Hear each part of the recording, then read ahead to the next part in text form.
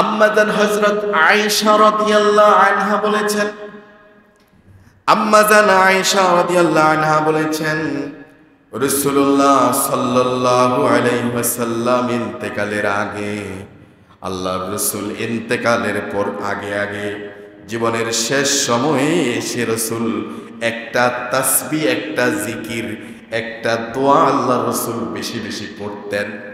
আম্মাজান আয়েশা বলেন, রাসূল পড়তেন সুবহানাকাল্লাহুম্মা ওয়া বিহামদিকা আস্তাগফিরুকা ওয়া আতুবু ইলাইকা, সুবহানাকাল্লাহুম্মা ওয়া বিহামদিকা আস্তাগফিরুকা ওয়া আতুবু ইলাইকা।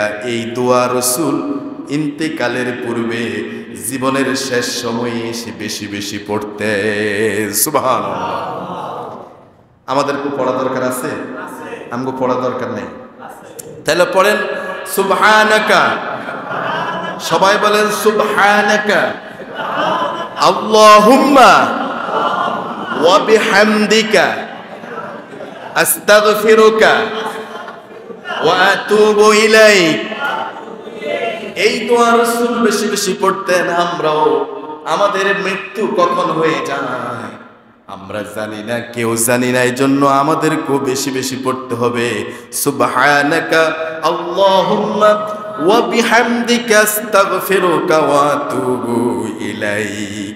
আল্লাহর রাসূল জীবনের শেষ মুহূর্তে কেমন দোয়াগুলো পড়তেন, জিকিরে করতেন, তাসবিহ পড়তেন, সেগুলো আমাদেরও আমলের দরকার আছে না? না।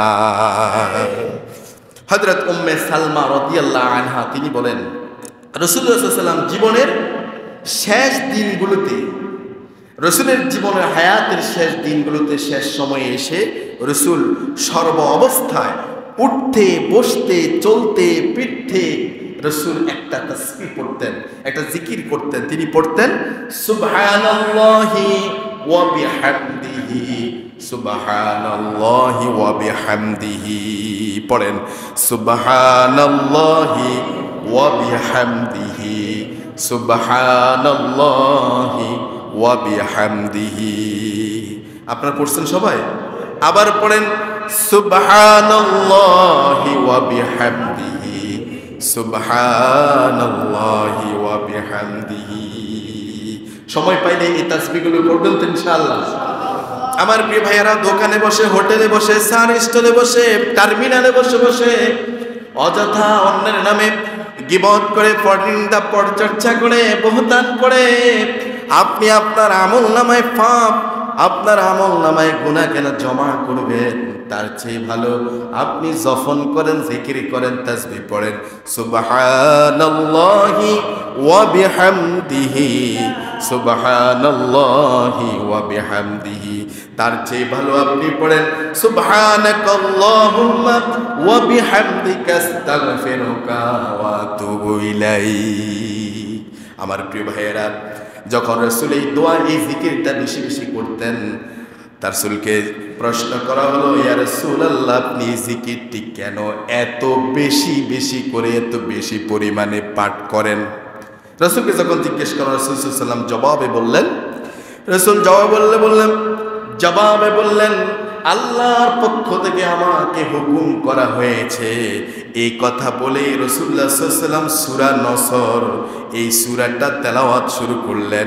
ইযা জাআ নাসরুল্লাহি ওয়াল ফাত ওয়া রাআইতান নাসা ইয়াদখুলুনা ফি দীনিল্লাহি আফওয়াজা ফাসাব্বিহ বিহামদি রাব্বিকা ওয়াস্তাগফির ইন্নাহু কানা তাওয়াবা। আল্লাহু আকবার।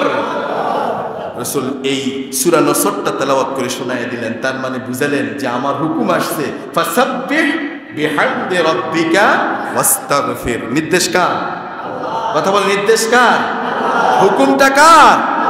রাসূল জানাইয়া দিলেন যে আল্লাহর পক্ষ থেকে আমার হুকুম, আল্লাহর নির্দেশ হচ্ছে আপনি বেশি বেশি আল্লাহর তাসবিহ করেন, জিকির করেন, আল্লাহ প্রশংসা গুণকীর্তন করেন, আপনি তার কাছে ইস্তিগফার করেন। ইন্নাহু কানা তাওয়াবা, নিশ্চয় তিনি হচ্ছে তওবা কবুলকারী। সুবহানাল্লাহ।